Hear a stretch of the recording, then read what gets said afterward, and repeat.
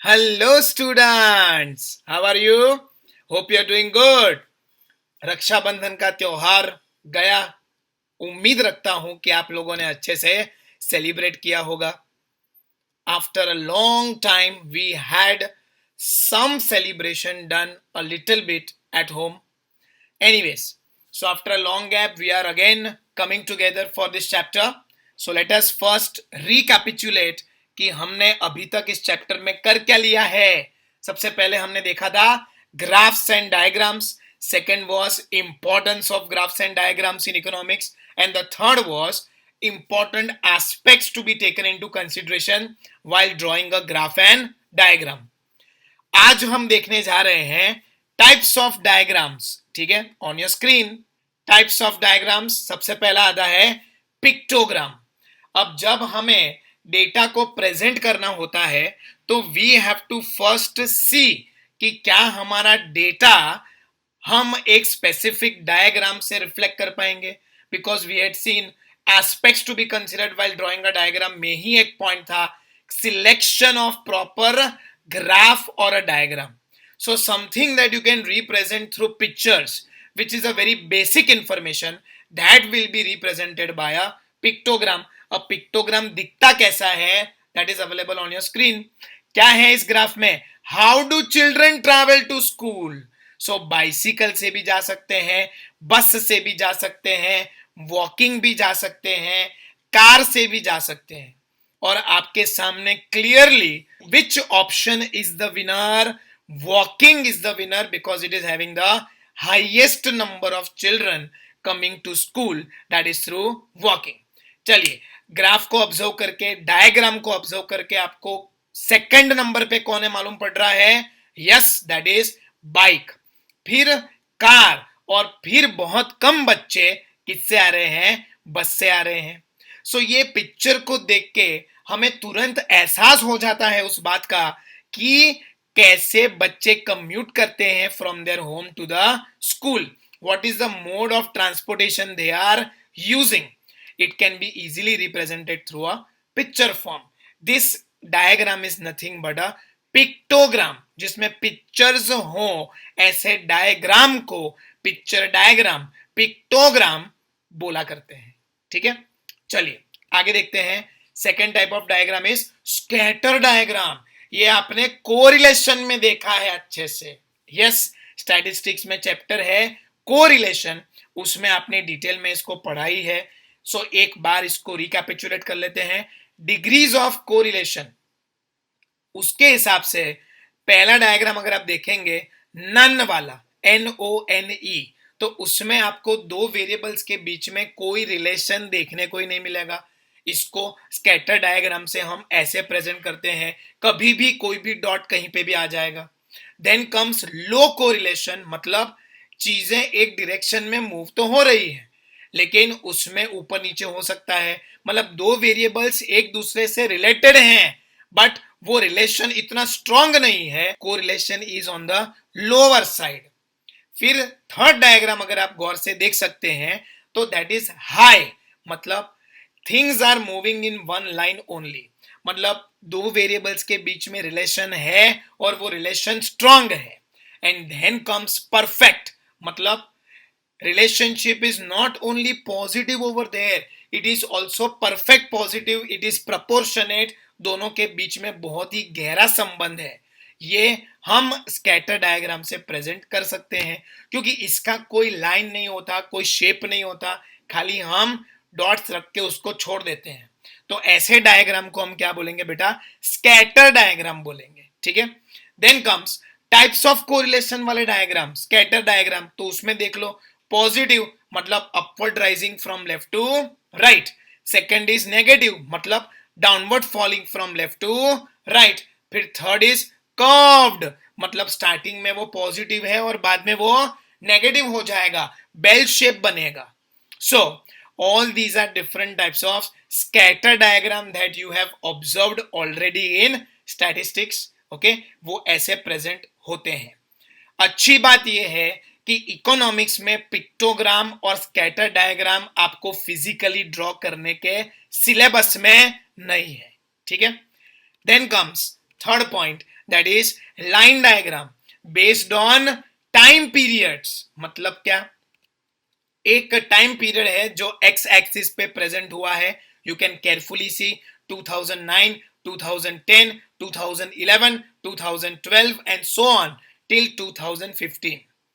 अलग अलग डेटा जो है ऑर्गेनाइजेशन ए का है, ऑर्गेनाइजेशन बी का है, उनकी प्रॉफिटेबिलिटी है, उनका रेवेन्यू है, उनका प्रॉफिट परसेंटेज है, उनका अमाउंट ऑफ प्रॉफिट है, कुछ भी डेटा हम रिप्रेजेंट कर सकते हैं कि 2009 में इतना था, 2010 में उतना हुआ, 2011 में फलाना हुआ, 2012 में ढिमका हुआ एंड सो ऑन। ठीक है, सो अलग अलग डॉट्स आपको दिख रहे हैं, वो डॉट्स पहले प्लॉट होंगे और उनके बाद उन डॉट्स को एक स्ट्रेट लाइन से कनेक्ट किया जाएगा। ऐसे डायग्राम को हम क्या बोलेंगे, लाइन डायग्राम बोलेंगे, which is based on time period. It is also known as time line diagram. Okay, ये हमारे सिलेबस में है। ओके, तो उसको हम ड्रॉ भी करेंगे और समझेंगे भी इन डिटेल आज के लेक्चर में ही। ओके, चलिए फिर circle diagram. Now, what do you mean by circle diagram? See, don't get confused between circle diagram and pie diagram. दोनों अलग अलग है। सर्कल डायग्राम मतलब जो आपकी स्क्रीन पे अभी आया वो है। हेडिंग देखो, केयरफुली पढ़ो उसको। A snapshot of early covid testing per capita. मतलब लेफ्ट साइड आपको टेस्ट पर मिलियन का डेटा अवेलेबल है और राइट साइड पॉपुलेशन कितना है वो अवेलेबल है।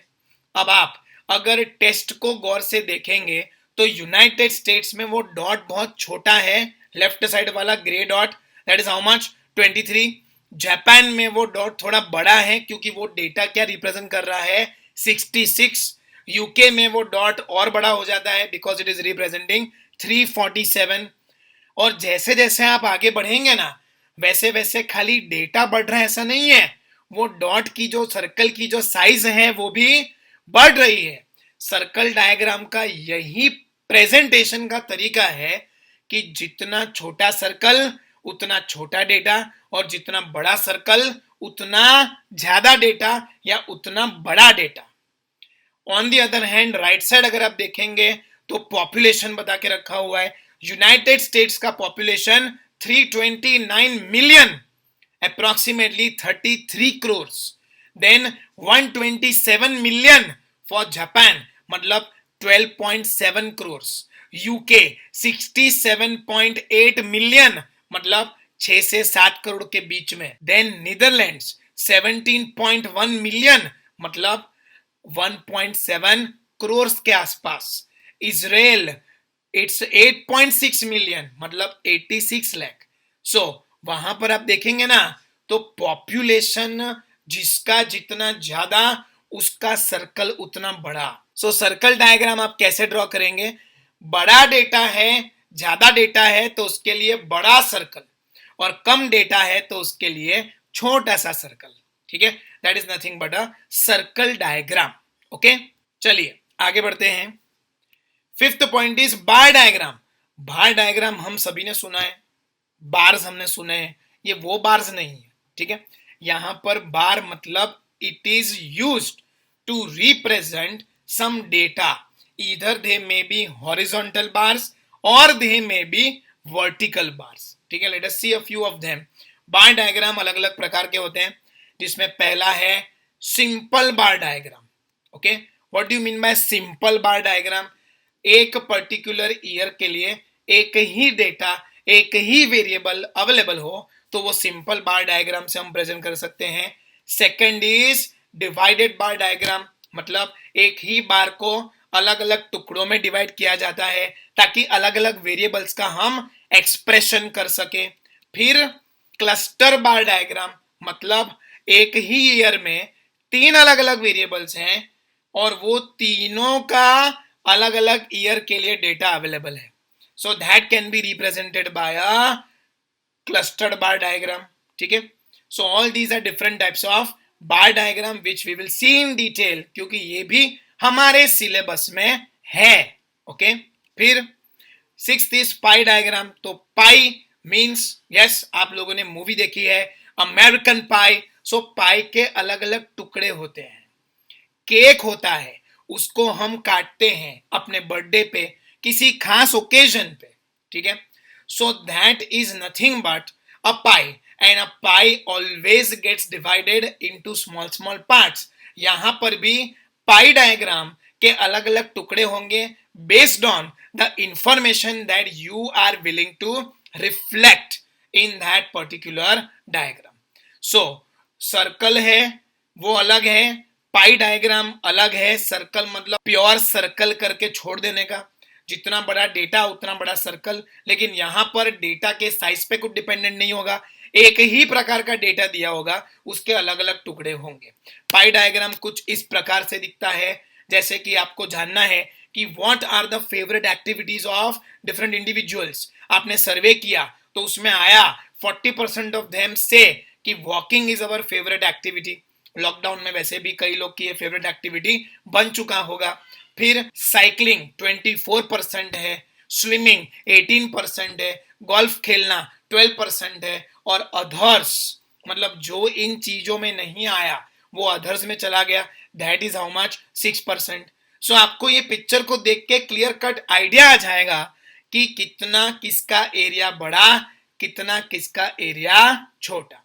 Based on that you come to the conclusion that this is superior or this is more and this is inferior or this is less। ठीक है, understood. So ये 6 प्रकार के कुछ डायग्राम्स हैं जिनको आपको लर्न करना है। एग्जाम में ऐसा क्वेश्चन जरूर आ सकता है कि what are the types of diagram, तो you should be able to answer all the 6, okay.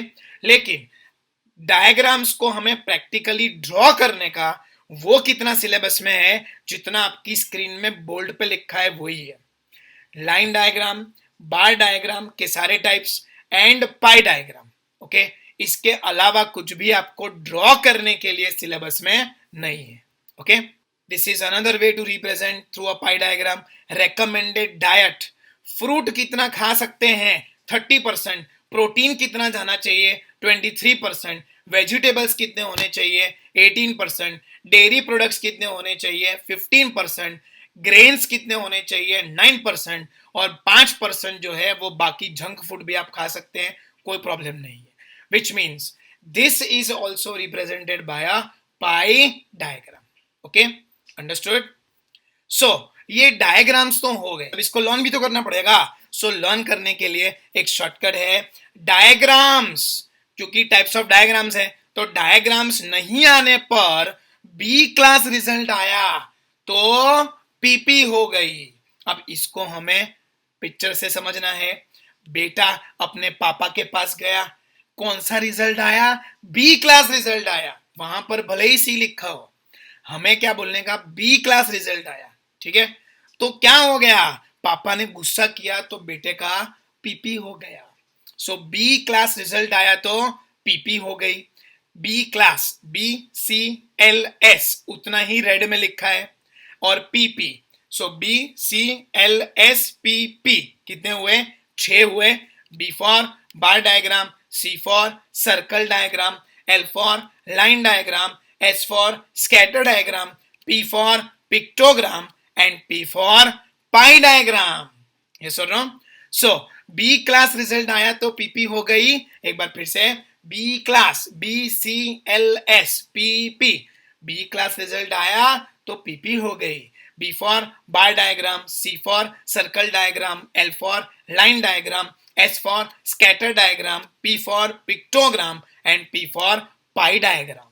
ठीक है, ये आपको लर्न कर लेना है। 1 मार्क के लिए पूछे तो सारे डायग्राम्स को स्ट्रेट करके आ जाने का, ठीक है, अंडरस्टूड। तो इसको लिख लेंगे। अब जो टाइप्स ऑफ डायग्राम्स हैं आप सीधा राइट हैंड साइड वाला लिख सकते हैं, ताकि 2 बार लिखने की जरूरत नहीं, उसी ऑर्डर में लिखें जिस ऑर्डर में हमें लर्न करना है, ठीक है, BCLSP and P, okay. So right hand side वाला लिख के आप आगे बढ़ेंगे। चलिए, next is time based line diagram. आज हमें यह सीखना है कि हम ये टाइम बेस्ड लाइन डायग्राम कैसे ड्रॉ करेंगे, ठीक है। हालांकि ग्राफ्स आपने स्टैटिस्टिक्स 11th स्टैंडर्ड में देख लिया है, आपको आता ही है, लेकिन for better understanding and to again regain what we had learned in 11th standard, you will practice this graph again at your home because this is going to be your homework. और कहीं पर कोई confusion है तो मेरा number है ही, आप उस पर कभी भी व्हाट्सएप कर सकते हैं. ठीक है.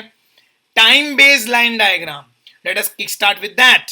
सबसे पहला, pictures which show the shape or slope of a relationship in economics between two variables are known as time based line diagram. बराबर. सो हम किसी शेप से या किसी स्लोप से रिलेशनशिप को डिफाइन करेंगे बिटवीन टू वेरिएबल्स, क्योंकि relationship is possible between two variables only because we have two axis only, one is X axis and the other is Y axis. चलिए आगे देखते हैं.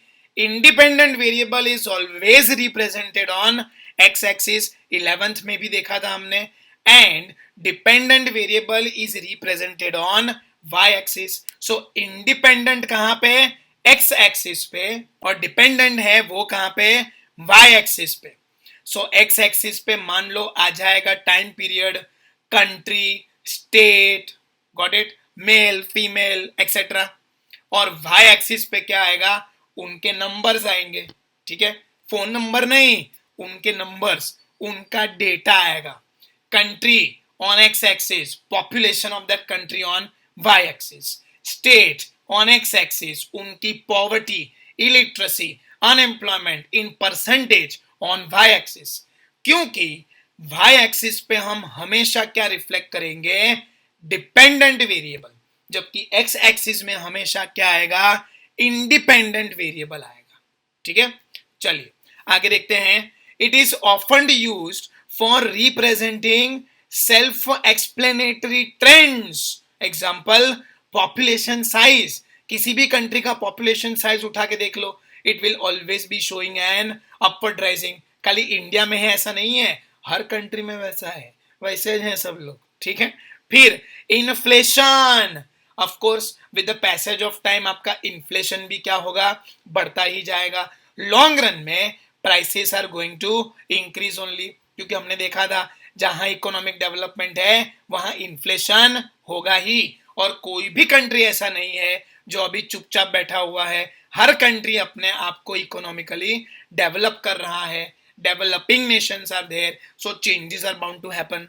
सेल्फ एक्सप्लेनेटरी डेटा है कि prices तो बढ़ेंगे ना. फिर आएगा लिटरेसी, तो literacy is also going to increase day by day. Education की इंपॉर्टेंस, एक पर्टिकुलर लैंग्वेज में पढ़ना लिखना जानना, वो काबिलियत लाना, is all a part and parcel of awareness today, and every country is aware regarding all these things. So literacy भी धीरे धीरे बढ़ ही रही है. सो कोई भी ऐसा डेटा जो इजी हो, अपने आप में सेल्फ एक्सप्लेनेटरी हो, वो कहां रिफ्लेक्ट होगा? टाइम बेस्ड लाइन डायग्राम में रिफ्लेक्ट होगा. ठीक है. एक उसका हम नमूना देखेंगे आपकी स्क्रीन पे और उसको हम ड्रॉ करेंगे. अभी हम आगे बढ़ें उससे पहले आप पॉज करके वीडियो को इतना लिख लो. ठीक है. फिर हम आगे बढ़ेंगे.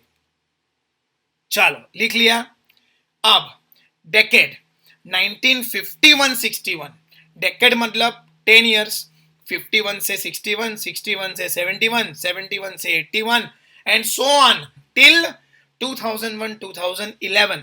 क्या रिफ्लेक्ट हुआ है on the left side of the table? Decades, that is time period, and time period is not given in months, days और years, it is given in 10 years at a time. 10 साल एक साथ आना मतलब decade. Okay. फिर right hand side आपको क्या दिया है? Decadal growth rate of population in percentage, मतलब पॉपुलेशन कितनी तेजी से ग्रो कर रहा है एक पूरे डेकेड में.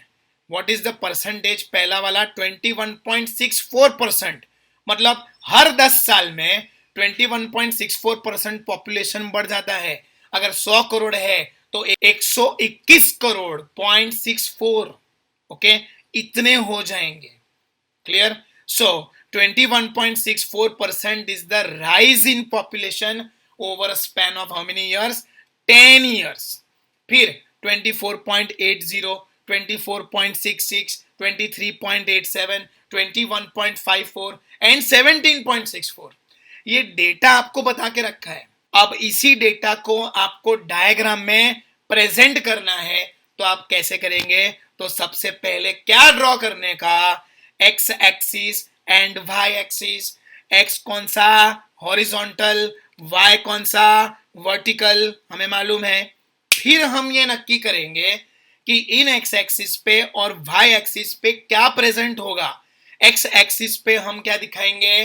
टाइम पीरियड इन डेकेड्स, और वाई एक्सिस पे हम क्या दिखाएंगे? ऐसे करके पढ़ो, decadal population growth rate in percentage. Clear? उसके बाद ग्राफ आ जाएगा। सबसे पहले ये ग्राफ ना सीधा नहीं आ जाएगा, ओके। मेरे पास यहाँ टेक्नोलॉजी में लिमिटेड ऑप्शंस हैं, तो ये आपके सामने रखना बहुत जरूरी है, लेकिन ये सीधा नहीं आ जाएगा, इसमें भी स्टेप्स होंगे। एज फॉर एग्जांपल, पहले हम वाई एक्सिस जो है उसकी स्केल को प्रेजेंट कर देंगे। So tell me what is the highest data visible on the right side of the table? It's not 24.66, it's 24.80, मतलब 25 तक जाएगा मैक्सिमम, ओके। सो 0 से लेकर 25, 5 की स्केल हम ले सकते हैं, और वही हमने लिया हुआ है वाई एक्सिस पे। इफ यू केयरफुली ऑब्जर्व, 0 के बाद 5, के बाद 10, के बाद 15, के बाद 20, के बाद 25 and 30। 30 is on the safer side, क्योंकि हमें ग्राफ को एकदम ऊपर तक लेके नहीं जाना, सो हमने 30 तक उसको एक्सटेंड किया हुआ है। हालांकि जानते हैं हम कि हमें 30 तक जाने की जरूरत नहीं है। What is the highest data? 24.80 only, okay. So Y axis पे ये आ गया इंफॉर्मेशन। 1 सेंटीमीटर इक्वल्स टू, हमने क्या नक्की किया? 5 percentages, okay. Percentage of what? Population growth rate, ठीक है। अब एक्स एक्सिस पे हमें क्या प्रेजेंट करना है?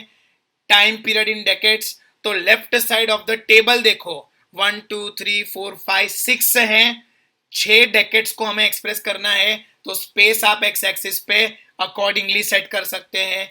2 स्क्वायर आप आराम से छोड़ सकते हैं टू रिफ्लेक्ट 1 डेकेड, ओके।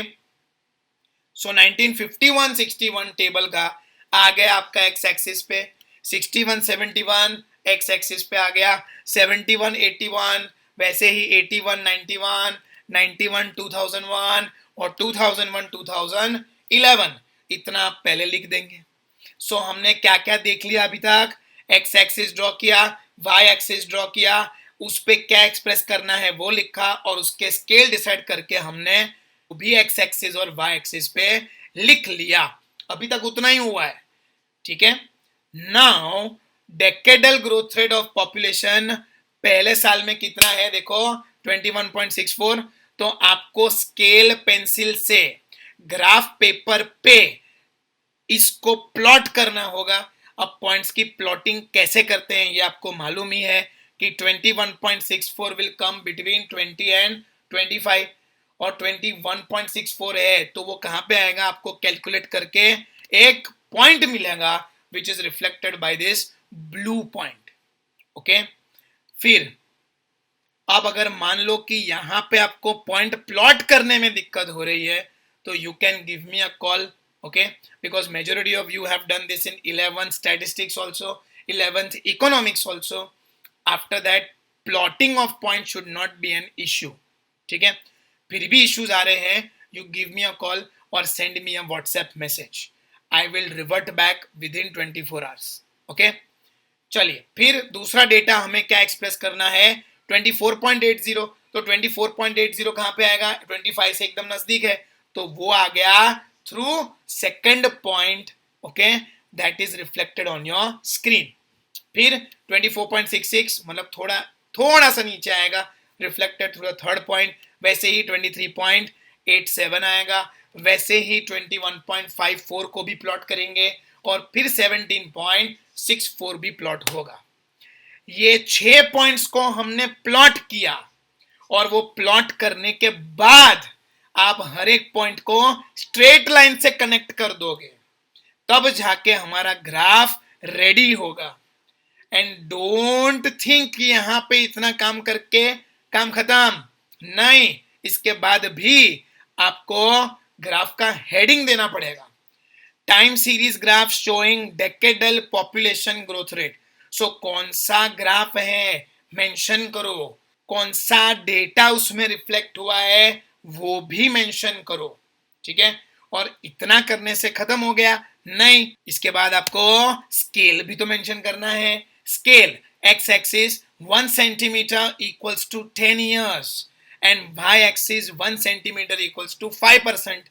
अब ये स्केल थोड़े बहुत एडजस्ट हो भी सकते हैं, जैसे एक्स एक्सिस में आपने 2 स्क्वायर छोड़कर 1 साल प्लॉट किया तो क्या लिखने का, 2 centimetre equals to 10 years, because आपके ग्राफ पेपर में 1 स्क्वायर इक्वल्स टू 1 सेंटीमीटर, और अगर 2 स्क्वायर छोड़ के 10 साल प्लॉट किया है तो स्केल में एक्स एक्सिस में आप क्या लिखेंगे, 2 centimetre equals to 10 years, okay. और वाई एक्सिस में तो एक एक लाइन ही छोड़ा होगा आपने, एक एक स्क्वायर ही छोड़ा होगा आपने, सो उसमें 1 centimetre equals to 5% is absolutely fine, okay. ऐसे करके आप बनाएंगे टाइम सीरीज ग्राफ। पूरा ग्राफ आपको ड्रॉ करना है और इसको होमवर्क में सबमिट भी करना है, ठीक है, ऑन अ ग्राफ पेपर करना है, ठीक है। और कोई कंफ्यूजन, स्केल पेंसिल से करना है, ठीक है, अंडरस्टूड। कोई रफ डायग्राम नहीं चलेगा, बिल्कुल एक्यूरेट होना चाहिए जैसा यहां पे मेंशन्ड है, क्लियर। ये स्क्वायर्स और एरोज आप नहीं करेंगे तो चलेगा, जैसा टेक्स्ट बुक में आपका ग्राफ है वैसा तो कम से कम होना ही चाहिए, क्लियर, अंडरस्टूड, परफेक्ट। चलिए, तो ये ग्राफ आप बना देंगे, टेबल भी आप लिख लेंगे, ओके। चलिए अब आगे बढ़ते हैं with second diagram of the day and that is bar diagram and its types. तो ये टाइप्स हम पहले ही डिस्कस कर चुके, okay. Let us see what is bar diagram. Meaning, bar diagram shows distribution of variable in various components, मतलब अलग अलग components में उनके वेरिएबल्स डिस्ट्रीब्यूट हुए हैं वो दिखाता है बार डायग्राम। अब वर्टिकल और हॉरिजॉन्टल बार इज ड्रॉन, मतलब आपके सामने दो बार डायग्राम्स हैं। पहला वाला हॉरिजॉन्टल है जिसमें वाई एक्सिस पे हमने इंडिपेंडेंट वेरिएबल को टाइप किया है और एक्स एक्सिस पे हमने डिपेंडेंट वेरिएबल को टाइप किया है, तो उस केस में आपके बार्स कैसे होंगे, हॉरिजॉन्टल होंगे। और जो वर्टिकल है उसमें एक्स एक्सिस पे इंडिपेंडेंट वेरिएबल और वाई एक्सिस पे डिपेंडेंट वेरिएबल, सो उस केस में आपके बार्स क्या होंगे, वर्टिकल होंगे। नाउ क्वेश्चन कम्स, सर हमें एग्जाम में हॉरिजॉन्टल बार बनाने का कि vertical bar? The answer is vertical bar, क्योंकि वही नॉर्मल प्रैक्टिस में इस्तेमाल होता है, ठीक है। चलिए, separate bar is drawn for each section और टाइम पीरियड। सो अलग अलग टाइम पीरियड को दिखाने के लिए, अलग अलग सेक्शंस को दिखाने के लिए अलग अलग बार्स बनेंगे। तो ये तो हमें मालूम ही है कि मान लो आप हॉरिजॉन्टल बार पे फोकस कर रहे हैं तो उसमें एक सेक्शन क्या है, गवर्नमेंट का है, उसमें कितने लोग हैं, 89 पीपल आर देयर। फिर नॉन प्रॉफिट का दूसरा बार बना हुआ है ना, कि उसी बार में हमने दिखा दिया? नहीं, हर बार अलग बार बनेगा फॉर रिफ्लेक्टिंग ईच सेक्शन और each time period, okay.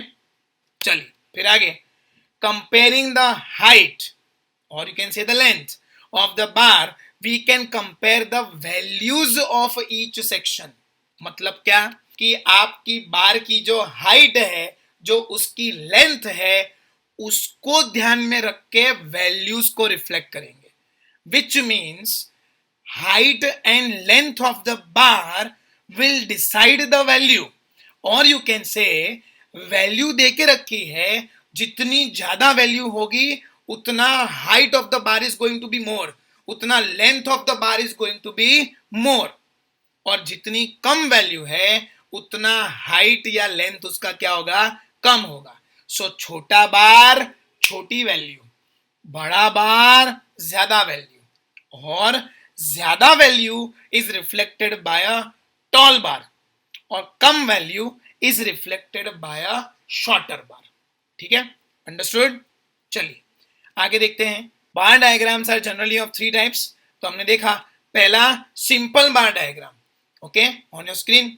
Second is clustered bar diagram, अलग अलग एक के बाजू में दूसरा बार होता है वो. And the third is divided bar diagram, एक ही बार के अलग अलग टुकड़े होते हैं वो. तीनों डायग्राम्स हमें डिटेल में देखने ही है, लेकिन उसमें से आज हम खाली एक ही डायग्राम देखेंगे और वो कौन सा होगा, सिंपल बार डायग्राम होगा. ठीक है, चलिए. सो सिंपल बार डायग्राम, उसमें it represents values of only one variable over base. मतलब एक ही वेरिएबल का इंफॉर्मेशन है for only one base. So one base one variable, it can be reflected by a simple bar diagram. ठीक है, it gives a visual effect of the difference in value of variable between regions, years and so on. Base कोई भी एक हो, उसका variable का value बता के रखा है और अलग अलग सालों के लिए अलग अलग डेटा होगा. सो ये एक ऐसा विजुअल इफेक्ट आपको देगा जैसे बहुत बड़ी बड़ी बिल्डिंग है बनी हुई हो, उसको कंपेयर करके, उसकी हाइट को कंपेयर करके, उसकी लेंथ को कंपेयर करके हमें यह मालूम पड़ेगा कि कौन सा बेस ज्यादा वैल्यू वाला है और कौन सा बेस कम वैल्यू वाला है. ठीक है, एग्जाम्पल से हम इसको समझेंगे, डोंट वरी. सबसे पहले आपके स्क्रीन पे आ गया एक टेबल, मंथ्स जनवरी फरवरी और सेल इन यूनिट्स बता के रखे हैं 35, मार्च अप्रैल में 60, मई जून में 65, जुलाई अगस्त में 40, सितंबर अक्टूबर में 50, नवंबर दिसंबर में 30. इस टेबल को हमें सिंपल बार डायग्राम में एक्सप्रेस करना है क्योंकि टॉपिक अपना वही चल रहा है. अब देखो, लेफ्ट साइड एक ही बेस है, दैट इज मंथ्स. ओके, अब उसमें ऐसा मत सोचना कि सर 2 मंथ्स आर गिवन, वैसे तो 12 मंथ्स दे के रखे हैं. है तो एक ही क्राइटेरिया ना, मंथ्स, और मंथ्स भी एक साथ दो है, मतलब इसको हम क्या बोलेंगे, बाय मंथ्स बोलेंगे, मतलब दो, बाय वो वाला नहीं, बाय मंथ्स मतलब ड्यूअल. ठीक है, सेल इन यूनिट्स बता के रखे हैं आपको, ये भी एक ही वेरिएबल है, नंबर्स भले अलग अलग हो. सो दो ही चीज दे के रखी है, एक बेस कौन सा, months, that is time period in months और in by months, and second is sale in units. Okay, two things can be expressed easily through a simple bar diagram. क्योंकि एक बेस है और उसके सामने दूसरा एक ही वेरिएबल है, तो हमें कौन सा डायग्राम सिलेक्ट करना चाहिए, simple bar diagram, as simple as it is. Okay, चलिए. सो बार डायग्राम को हम ड्रॉ करने की प्रोसेस शुरू करेंगे. स्केल पेंसिल आपके साथ होने चाहिए, साथ साथ आप इस डायग्राम को बनाएंगे. जहां पे आपको लगे वीडियो पॉज करके उसको रोक देना और खुद ड्रॉ कर लेना, फिर वीडियो को आगे बढ़ाना. ठीक है, चलिए. X axis and Y axis as usual. So horizontal is X axis, vertical is Y axis. सबसे पहले यही प्रोसीजर होती है किसी भी ग्राफ को शुरू करने के लिए. फिर एक्स एक्सिस पे हमने क्या रिफ्लेक्ट किया, time period, and that is in by months. Okay, 2 months, dual months, जन फेब, मार्च अप्रैल, मई जून, जुलाई अगस्त, सितंबर अक्टूबर, नवंबर दिसंबर, 2 महीनों की जोड़ी बनी है, इसीलिए हमने उसको क्या बोला है, बाय मंथ्स बोला है. फिर वाई एक्सिस पे सेल्स इन यूनिट्स. अब आपके सामने ग्राफ आ जाएगा, मेरे पास वो ऑप्शंस नहीं है, लेकिन आप जब ड्रॉ करने बैठोगे तो ये एक साथ नहीं आएगा. उसके लिए आपको क्या करना है वो मैं बताऊंगा, डोंट वरी, वेट. सबसे पहले हम वाई एक्सिस पे जो स्केल है उसको डिसाइड कर लेंगे. Based on what is the highest value, 65. आराम से इसमें भी हम 5-5 का स्केल रख सकते हैं. Okay, on random basis. 1 centimetre equals to 5 units, और if you say then we can also keep 10 units. Okay, तो 7 रो में अपना वो पूरा ग्राफ खत्म हो जाएगा. ठीक है, सो 65 is the highest value. We can either go for a scale of 5 or can go for a scale of 10 also. Now that depends upon your wish. मेरे पास ना वो 5-5 करके लिखने का जगह नहीं था, इसीलिए स्केल मैंने कितना लिया है, 10 का लिया है, ताकि ग्राफ का समावेश प्रॉपर ढंग से हो जाए. Okay, so 1 centimetre equals to 10, हमारी स्केल तैयार हो गई. सो 0, 10, 20, 30, 40, 50, 60 कहां तक जाने का? 70 तक ही जानेगा, क्योंकि मैक्सिमम वैल्यू कितना है बेटा? 65 is the maximum value. Okay, अब दूसरा नक्की हमें क्या करना है? एक्स एक्सिस पे जैन फेब आया तो वो जैन फेब लिखेंगे, मार्च अप्रैल लिखेंगे, मई जून, जुलाई अगस्त, सितंबर अक्टूबर, नवंबर दिसंबर, इतना हम लिख लेंगे। सो हमारा क्या रेडी हो गया? एक्स एक्सिस, वाई एक्सिस हमने ड्रॉ किया, उस पर क्या एक्सप्रेस करना है वो हमने लिखा, और उसकी स्केल के हिसाब से हमने वहां पर जो डेटा लिखना है वो भी हमने लिख दिया। अब हमें क्या करना है? Right hand side of the table पे ध्यान देना है। सेल इन यूनिट्स 35 देके रखे हैं, तो 35 is going to come exactly between 30 and 40। Yes और नो? तो आ गया आपके सामने। अब जहां जहां आपने ऐसे बार बनाए हैं उसके ऊपर आपको नंबर भी लिखना पड़ेगा डेटा के फॉर्म में, ताकि बार देखने वाले को मालूम पड़े कि this bar is representing what value. Okay, ये नंबर्स अगर बार के ऊपर आपने नहीं लिखे तो मार्क्स कटेंगे। और ध्यान रहे 5 मार्क गारंटेड क्वेश्चन ये है, सो वो हमारी जेब में है सारे 5 मार्क, अनलेस एंड अनटिल कि हम कहीं पे थोड़ी सी ढील छोड़ देंगे तो वो 5 में से आधा 1 मार्क वो लेके जाएंगे। So it is very scoring, बहुत माइन्यूट चीजों का हमें ध्यान रखना पड़ेगा थोड़ा, लेकिन इतना ध्यान रख लोगे तो 5 मार्क तो गारंटेड आपके जेब में है ही। So don't take it lightly, write each and every detail in detail. Okay, चलिए, सेल इन यूनिट्स 60, तो वो 60 आएगा एग्जैक्टली 60 पे ही। ओके, सो उसका बार बना के ऊपर नंबर लिख देंगे। 65 तो उसका बार बना के नंबर लिख देंगे। 40 अकॉर्डिंगली डेटा को प्लॉट करके बार बना देंगे। 50 again we will do it. 30 again we will do it the same way. So ऐसे आपके वर्टिकल बार्स बन जाएंगे। और आप अगर इस सिनेरियो को ओवरऑल देखेंगे तो दिखेगा कि बहुत सारे टावर्स हैं, और इसमें से मैं पूछूं कि कौन से महीने में मैक्सिमम सेल हुआ है, आप ये ग्राफ देख के तुरंत बता दोगे मई जून, क्योंकि वो बार की हाइट सबसे ज्यादा है, सबसे ऊंचा टावर वही है। Okay, so this is how you present a simple data through a simple bar diagram. Okay, understood? Table लिखेंगे on the right side of the graph book, और जो ग्राफ है वो left side of the graph book है, जो green colour का page है उस पे आपको ड्रॉ करना है। ठीक है, तो इतना कर लेंगे। ओके, इतना करने के बाद अब ग्राफ खत्म नहीं होता, आपको स्केल मेंशन करना है। एक्स एक्सिस पे 1 centimetre equals to 2 months, and Y axis पे let us say 1 centimetre equals to 10 units. आप अपनी स्केल के हिसाब से यहाँ चेंजेस ला सकते हैं, कोई प्रॉब्लम नहीं है। And then we have the heading. So it was the heading of what type of diagram? Bar diagram. So bar diagram showing by monthly sale in units, ये आपको देखने को मिल रहा है इस ग्राफ में, तो हेडिंग भी अकॉर्डिंगली आपको लिखना है। ठीक है, इतनी चीजें करोगे बाद में 5 मार्क सिक्योर होंगे। और आपको जानकारी के लिए बता दूं, 5 मार्क में से 3 मार्क ये जो आपकी स्क्रीन पे है उसके हैं, और बाकी 2 मार्क का एनालिसिस है। एनालिसिस हमें कैसे करना है, क्या करना है, वो आपकी टेक्स्ट बुक में अच्छे से बता के रखा है। सो एनालिसिस के 2 मार्क, और जो ग्राफ है उसको ड्रॉ करने के 3 मार्क होंगे। 5 मार्क गारंटेड है। ओके, अब रही बात एनालिसिस की, तो उसको हम एक अलग लेक्चर में कवर कर लेंगे, जिसमें मैं आपको गाइडलाइंस दूंगा कि आपको एनालिसिस करने का कैसे। Okay, understood? चलिए, तो इतना कर लेंगे। तो बस फिर आज के लिए इतना ही। Okay, bye.